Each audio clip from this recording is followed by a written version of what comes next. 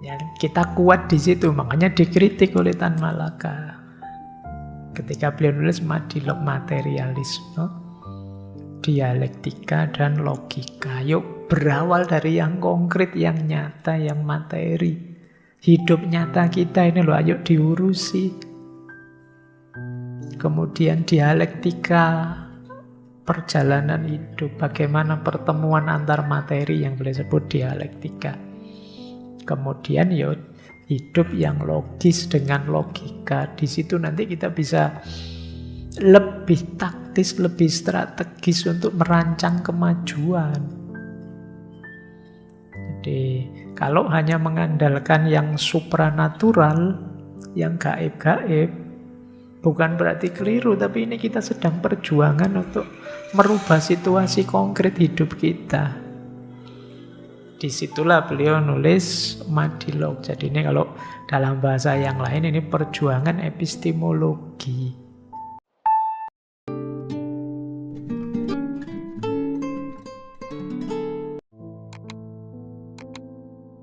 Assalamualaikum warahmatullahi wabarakatuh. Ada cara berpikir yang seperti ini. Jadi bulan ini kita memperkaya perspektif. Siapa tahu ada perspektif-perspektif yang cocok untuk situasi hidup kita saat ini. Hak lahir itu hak atas keperluan hidup. Makan, minum, pakaian, perumahan, gaji, dan lain sebagainya. Itu hak lahir. Jadi ya, negara yang baik harus memenuhi hak lahir ini. Juga hak batin. Hak batin itu hak bicara, hak berdiskusi, hak berkumpul, hak jaminan pada harta, dan lain sebagainya. Hak batin itu yang kata Tan Malaka ya, kita sering menyebutnya sebagai HAM, hak asasi manusia. Oke ya, jadi kemerdekaan itu isinya adalah kedaulatan. Kedaulatan isinya kekuasaan. Kekuasaan itu isinya adalah jaminan terhadap hak lahir dan hak batin. Sekarang kalian lihat ya, di sekeliling kita hari ini, kalau memang ini sudah terpenuhi 100%, berarti kita memang sudah merdeka. Kalau belum, ya berarti belum. Dan kalau kembali pada dulu pikirannya Pak Soekarno itu, jangan dikira merdeka itu tujuan loh ya. Ini hanya awal, atau istilahnya Pak Karno dulu, ini hanya jembatan. Istilahnya malah jembatan emas. Ya kalau kita ingin maju awalnya harus ini. Kalau ininya ndak ada ya berarti kita belum merdeka. Kalau merdekanya ndak ada ya sulit kita untuk target yang lain. Berarti kita belum merdeka. Oke, ya kalian sendiri nanti yang ngecek ya di sekelilingmu situasi hari ini apa memang sudah benar merdeka. Rutenya sudah pas seperti tadi enggak ya? Kalian cek sejak burung gelatik tadi sampai terakhir di sini. Baik, kita lanjutkan ya. Pokoknya malam hari ini kuliah dasar ilmu politik. Enggak apa-apa biar kalian ngerti. Nah kita lanjutkan, wong ini yang mulia ya Tan Malaka. Terus beliau menyebut ada 3 jenis pemerintahan. Ada absolut monarki, ada konstitusional monarki, ada republik. Kalau absolut monarki kita tahu ya, yang mimpin raja. Kata Tan Malaka, andaikan pagi ini raja itu marah dan cemburu pada seorang gundiknya, maka hari itu juga menterinya akan dilepas dari pekerjaannya. Hanya karena whim saja. Atau karena girang gembira mendapatkan selir yang cantik dan molek, maka fulan yang tidak tahu apa-apa tentang urusan negara akan diangkat jadi menteri. Sebab dia sekarang jadi iparnya raja. Intinya, kata beliau, kerajaan tunggal seperti ini mudah sekali bertukar menjadi kerajaan sewenang-wenang. Nah, ini bukan kita ya, kan kita tidak absolut monarki. Lah iya kan, kita tidak di situ idealnya. Ada yang lebih mending, konstitusional monarki. Ini mungkin contoh yang dicontohkan di Inggris. Ada raja sih, tapi kekuasaan raja dibatasi oleh undang-undang. Undang-undangnya dibikin oleh rakyat. Undang-undangnya tidak boleh diubah-ubah oleh siapapun. Nah, yang berkuasa ya memang undang-undang. Raja itu cuma simbol saja, lambang yang mempersatukan. Tapi terus dikritik oleh Tan Malaka, terus ngapain? Lambangnya sangat mahal. Bukankah rakyat harus memikul semua ongkos raja dan keluarganya yang sebenarnya tidak ngapa-ngapain? Nah, ini namanya konstitusional monarki. Jadi ya benar sih ada raja, cuma rajanya kan hanya simbol saja ya, yang tetap berdaulat konstitusinya. Tapi kan negara keluar banyak untuk raja, kata Tan Malaka. Lah terus buat apa? Maka menurut beliau, ya yang paling ideal memang republik. Jadi yang fokusnya pada rakyat, ya wis memang pasrahkan sepenuhnya pada undang-undang konstitusi. Kemudian dijalankan oleh presiden dan para menterinya. Ada sidang pusat, sidang daerah, juga ada mahkamah tertinggi. Inilah kenapa nanti beliau menulis menuju Republik Indonesia. Pokoknya Indonesia harus jadi republik.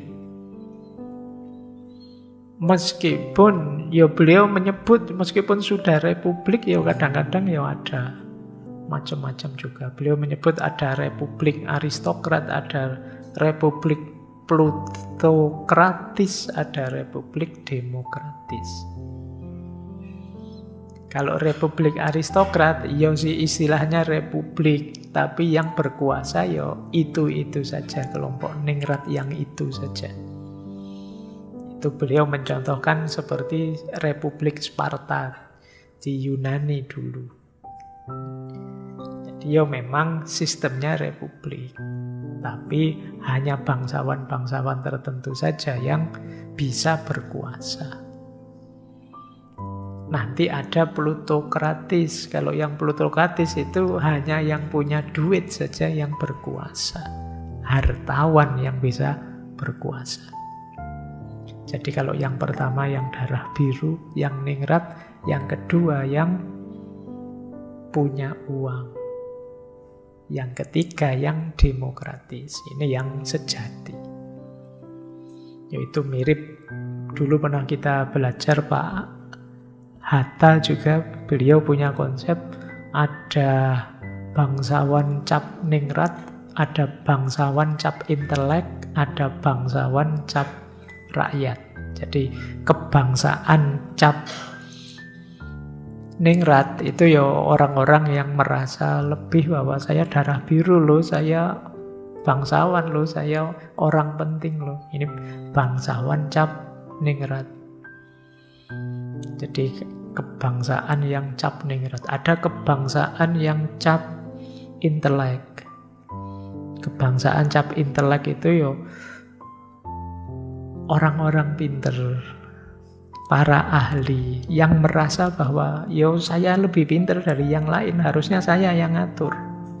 Yang lain dengerin saja, ini loh yang paling benar yang dari saya. Ini namanya kebangsaan cap intelek. Orang pinter yang minta dilayani. Nanti ada kebangsaan cap rakyat. Nah, macam-macam ternyata ya, sama-sama republiknya kebangsaannya macam-macam. Oke, kalau kalian kira-kira ada di mana? Yo, rakyat ya, meskipun suaramu tidak pernah didengar.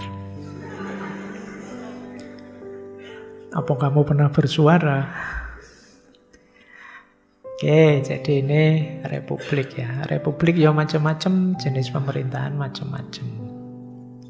Yang penting pada intinya kata Tan Malaka, menurut dasar republik harusnya kedaulatan di tangan rakyat pada undang-undang yang dibikin oleh wakil rakyat.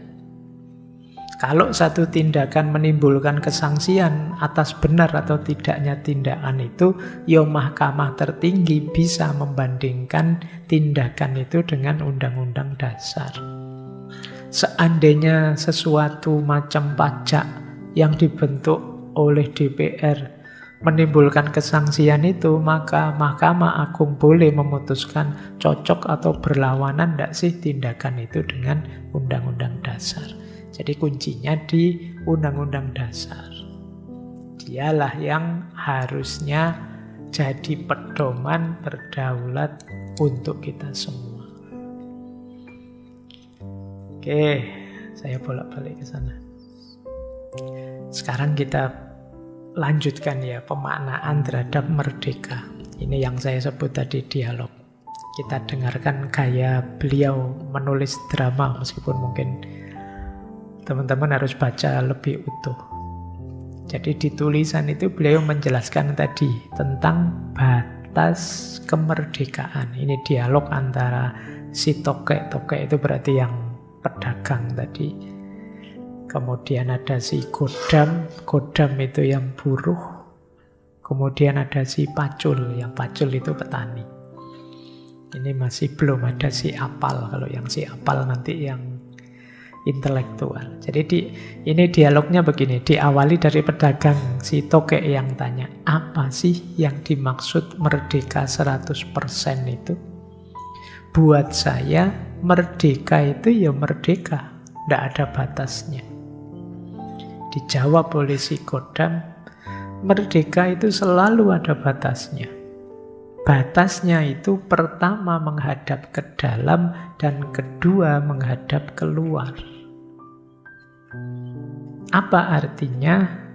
Tanya si tokek, si godam jawab, terhadap ke dalam.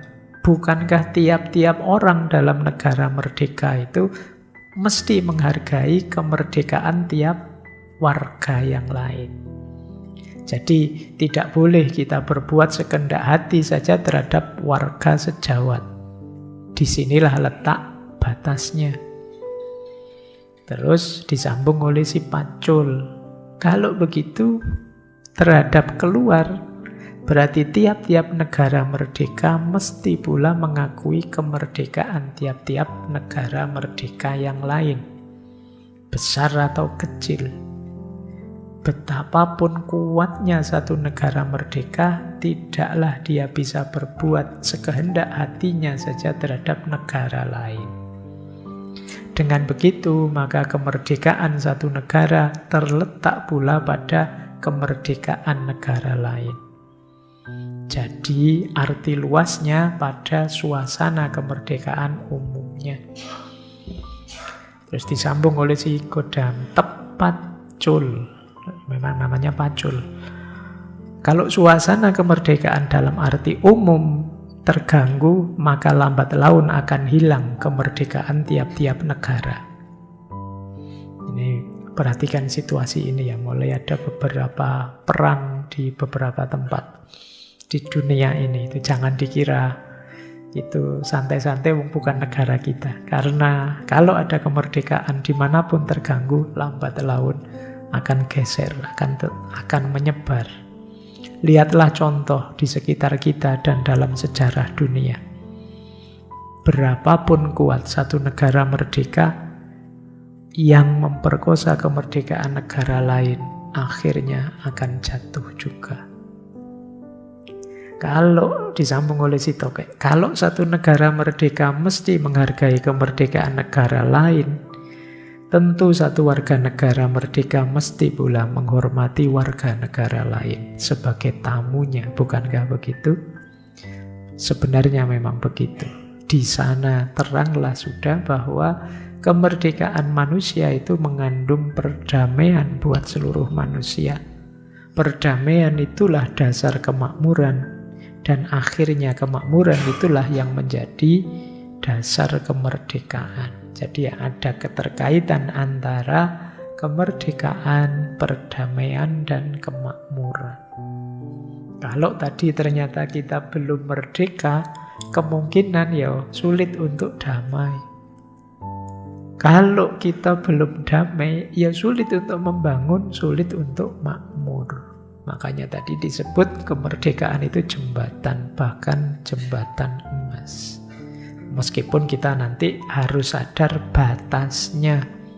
Batasnya apa? Ada ke dalam, ada keluar. Kalau ke dalam ya menghargai hak-hak saudara-saudara kita sebangsa. Kalau keluar ya menghargai hak bangsa lain. Jadi ini batasnya kemerdekaan. Jadi merdeka 100% itu bukan berarti aku bebas ngapain saja. Tidak ada batasnya, ada. Justru kalau kita abai dengan batas, kita tidak akan ketemu kemerdekaan.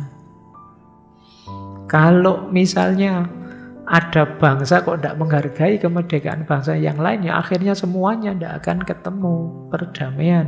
Kalau tidak ada perdamaian, tidak akan ada kemakmuran. Ini batasnya kemerdekaan. Lanjut. Nah ini menarik. Beliau banyak bahas aspek ekonomi. Tentang investasi dan modal asing. Tidak boleh baper ya bacanya. Ini lagi-lagi tadi si Pacul, si Tokek, si Godam. Dialog tentang modal asing. Ini agak saya potong karena tulisannya panjang.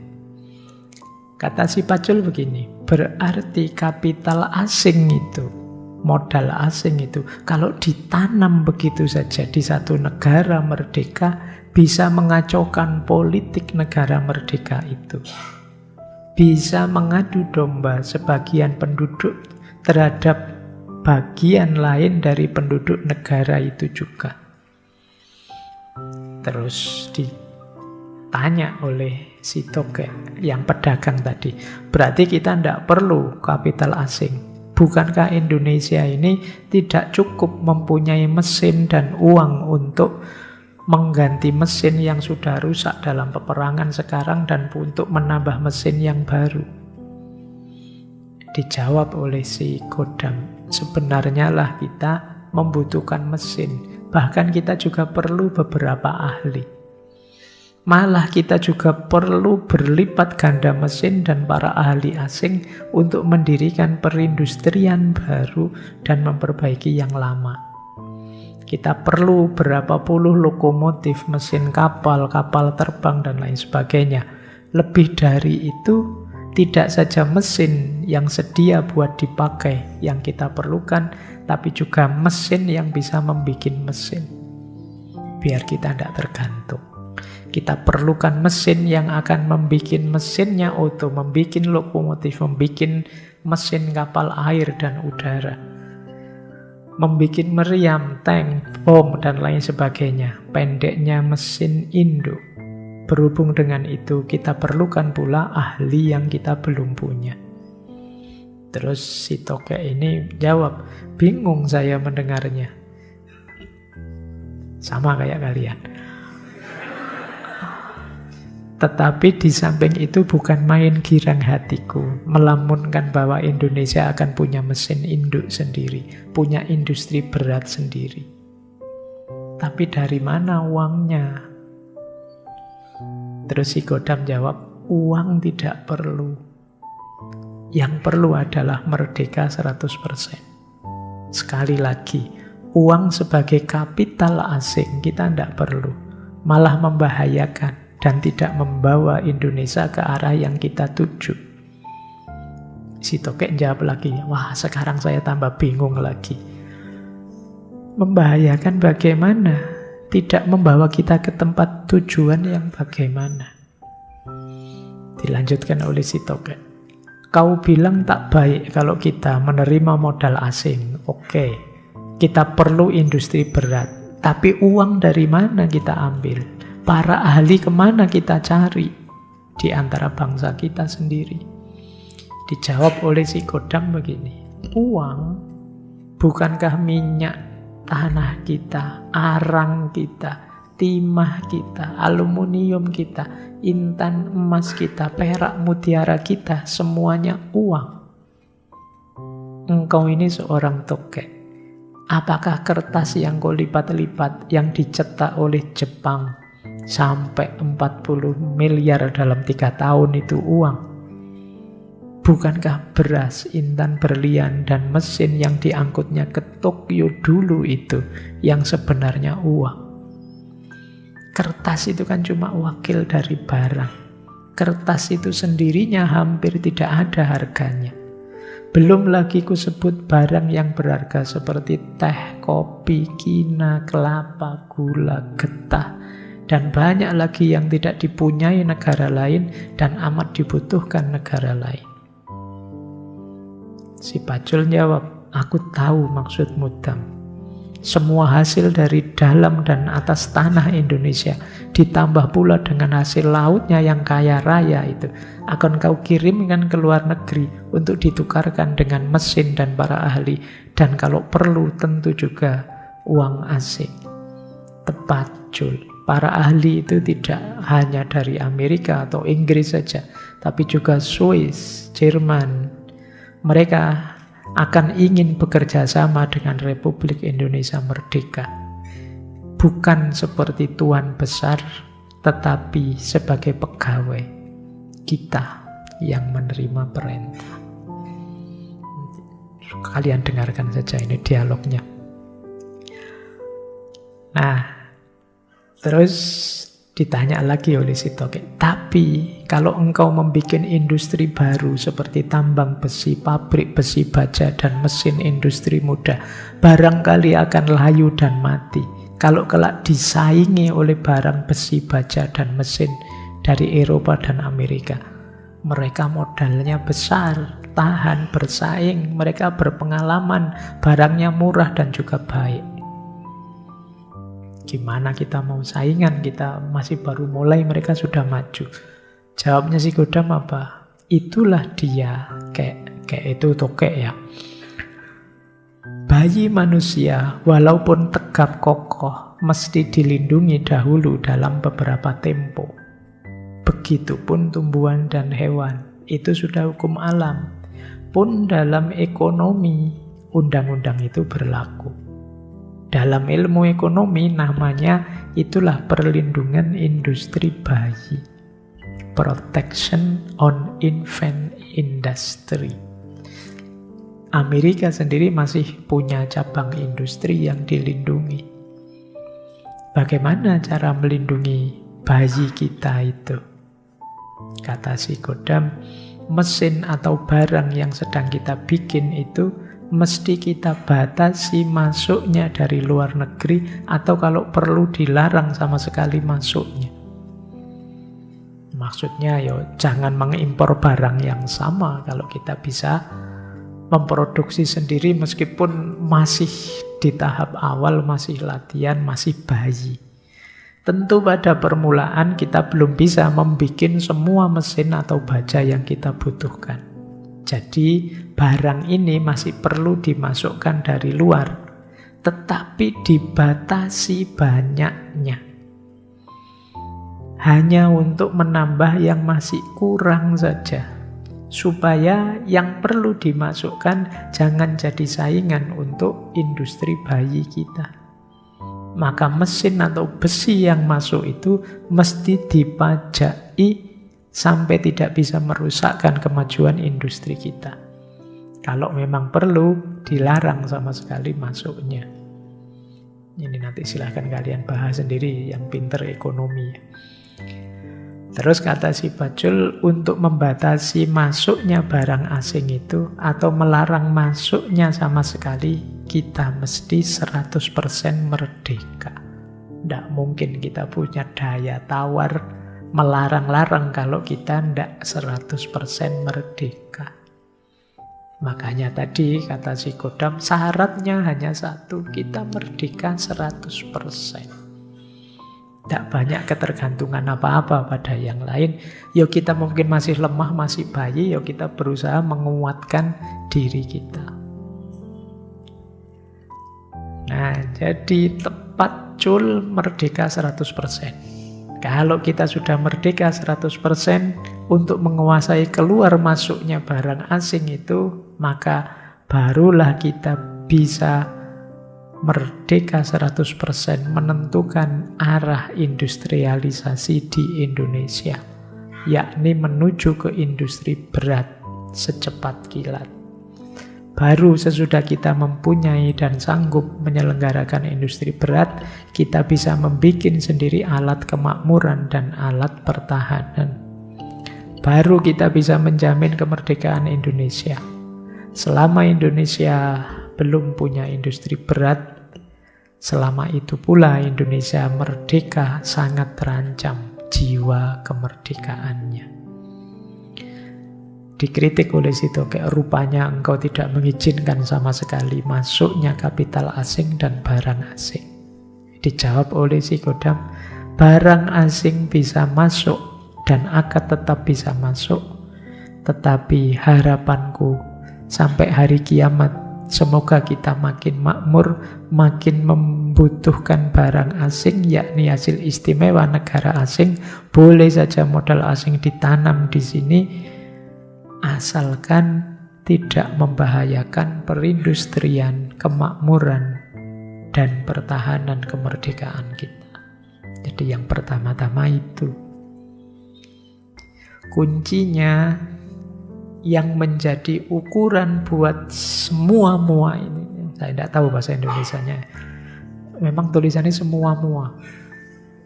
Jadi yang menjadi ukuran buat semua-mua itu adalah rakyat Indonesia jangan terancam kemerdekaan dan kemakmurannya. Kuncinya di situ sebenarnya.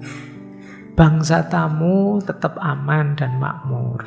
Lama-kelamaan dengan jalan yang cocok dengan undang-undang dan adat istiadat Indonesia, bangsa tamu mungkin saja lebur jadi rakyat Indonesia yang taat, setia kepada negara rakyat dan undang-undang Indonesia.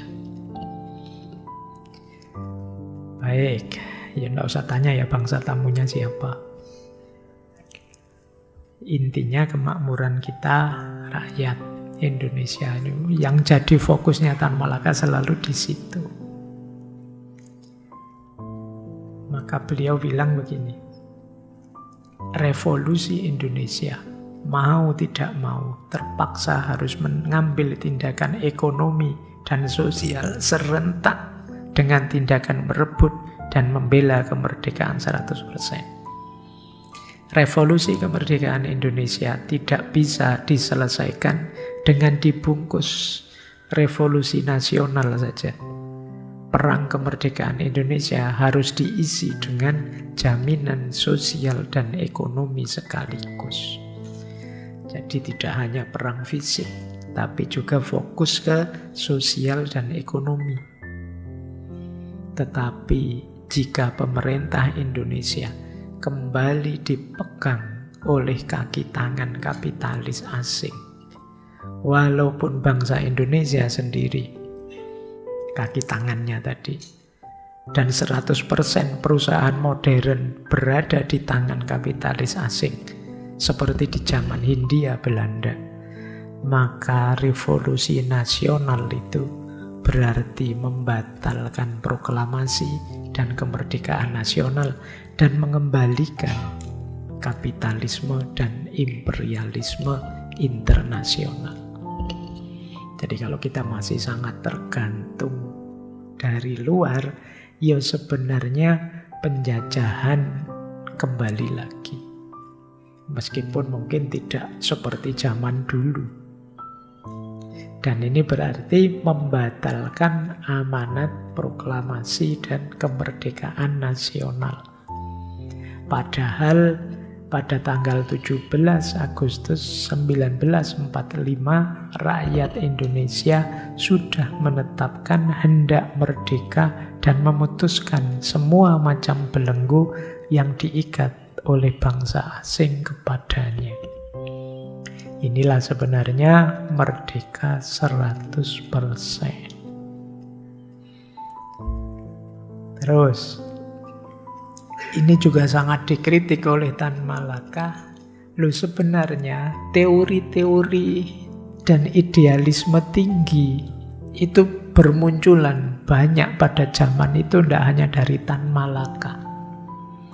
Tapi kenapa sih kok bangsa ini rasanya sulit sekali maju? Kalau di dialog itu orang-orang seperti si Godam tadi yang begitu pinter, begitu kritis, meskipun dari kalangan buruh, seandainya nyalon kok mesti kalah ya. Sederhananya kan itu. Orang-orang hebat, berkualitas kok tidak bisa nyalon. Kalau nyalon kok mesti kalah. Nah, terus ditanya oleh si Pacul, sebabnya apa Dam kok begitu? Jawabnya si Godam apa? Sebab yang berteriak, memajukan dan memuja-muja para calon wakil itu di zaman kapitalisme ini ialah fulus, uang. Siapa yang bisa mengirimkan propagandis, tukang kampanye ke kota-kota dan ke semua pelosok? Jawabnya si Pacul, tentu kaum kapitalis. Siapa yang bisa menyewa gedung-gedung besar untuk rapat umum, punya surat kabar, majalah, radio, sandiwara untuk memuja-muji calon sendiri dan mencemooh calon lawan? Tentu saja kaum fulus.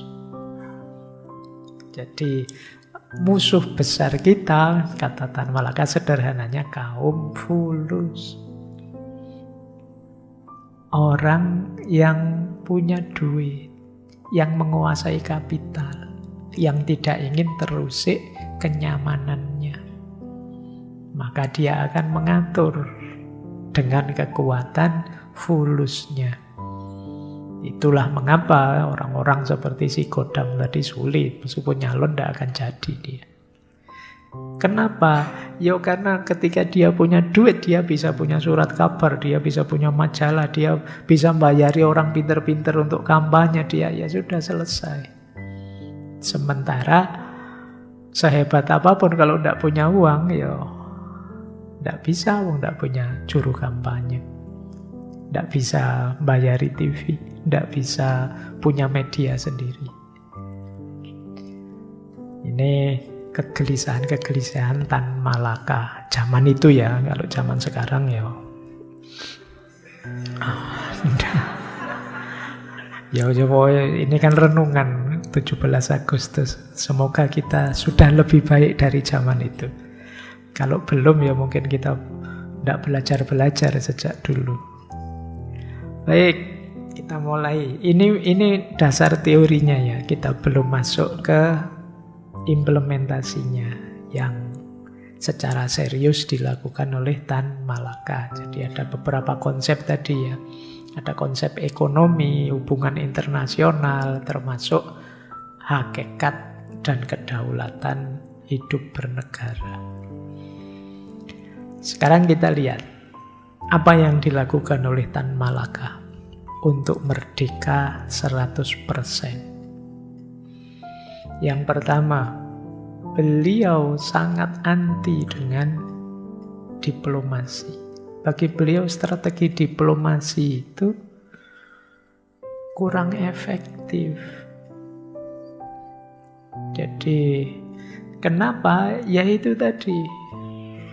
Dengan diplomasi kita justru kehilangan banyak. Jadi kita bernegosiasi dengan orang yang sudah menjajah kita. Jadi Tan Malaka mengkritik orang-orang yang strateginya kita kadang menyebutnya istilah kooperasi. Jadi strategi kerjasama rundingan. Ya kan kita ada banyak perundingan itu, perundingan Linggarjati lah, Renville lah dan lain sebagainya. Yang hasilnya justru kita kehilangan banyak. Orang-orang yang berdiplomasi itu istilah beliau inlanders alat. Jadi kaki tangan imperialis. pribumi tapi jadi alatnya para penjajah. Logikanya Tan Malaka sederhana. Kata beliau, kalau ada maling masuk rumahmu, ya diusir. Kalau perlu dipukul. Lah kok malah diajak rundingan? Kok diajak membahas terus berapa banyak yang jatahmu, berapa banyak yang jatahku. Lah kan dia maling. Kalau ada maling ya diusir sampai dia pergi total. Kalau tidak mau ya dipukul bila perlu. Tapi kok terus malah diplomasi, berunding, terus minta kompensasi ini, kompensasi itu. Itu yang dikritik oleh Tan Malaka. Makanya tadi kalimat yang paling awal waktu ketemu Bung Karno, Bung Hatta tadi kan agak keras, agak pedas. Ya kalau masih seperti itu ya sudah. Ini mungkin hari terakhir aku ketemu sebagai sahabatmu, besok kita musuhan. Karena kita beda haluan, beda jalur. Nah, oke, jadi beliau menganggap strategi yang dilakukan oleh banyak tokoh itu tidak pas. Harusnya tidak begitu. Melawan penjajah, ya diusir, itu saja, titik. Ya perundingan di antara kita, tidak kita dengan mereka. Kalau perlu ya dipukul. Nanti beliau nulis strategi-strategi perlawanan ketika kita di pihak yang lemah. Makanya beliau nulis buku yang aksi massa itu. Gimana sih caranya melakukan pemogokan, caranya melakukan demonstrasi, caranya melakukan unjuk rasa yang efektif. Baik, jadi rumus pertama. Jadi beliau ingin merdeka 100% tanpa harus kompromi-kompromi. Yang kedua, kalau ini mengkritik kita semua lewat Madilognya. Jadi kalau Madilog ini perjuangan epistemologi. Kenapa sih kok susah sekali membangkitkan orang Indonesia itu? Cara nalarnya keliru. Cara berpikirnya kurang pas. Jadi susah maju. Kebanyakan kita mikirnya ya bau-bau klenik, bau khurafat, bau-bau hantu-hantuan kayak kalian sekarang kan itu kan begitu.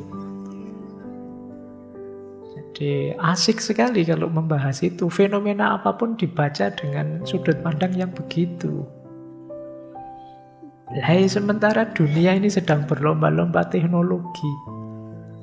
Sampai hari ini AI luar biasa, ya kita masih sibuk dengan pocong, kuntilanak.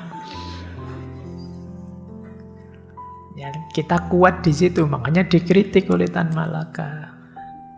Ketika beliau nulis Madilog materialisme, dialektika dan logika. Yuk berawal dari yang konkret, yang nyata, yang materi. Hidup nyata kita ini loh, ayo diurusi. Kemudian dialektika perjalanan hidup, bagaimana pertemuan antar materi yang boleh sebut dialektika. Kemudian ya hidup yang logis dengan logika. Di situ nanti kita bisa lebih taktis, lebih strategis untuk merancang kemajuan. Jadi kalau hanya mengandalkan yang supranatural, yang gaib-gaib, bukan berarti keliru, tapi ini kita sedang perjuangan untuk merubah situasi konkret hidup kita. Disitulah beliau nulis Madilog. Jadi ini kalau dalam bahasa yang lain ini perjuangan epistemologi. Kalau nalar kita nalar inferior, cara berpikirnya pasif, permisif, yang gaib, ya sudah. Sulit kita maju. Nanti dijajah ndak apa-apa. Yang penting besok kita masuk surga duluan. Kita kalah di dunia ini ndak masalah. Yang penting kita banyak begitu nalarnya. Jadi sulit diajak maju. Kalau kita ingin berkuasa menang, kata Tan Malaka, ya kita harus merdeka dalam berpikir. Nalar kita, nalar yang logis, bukan nalar yang mitis, yang isinya mitos-mitos.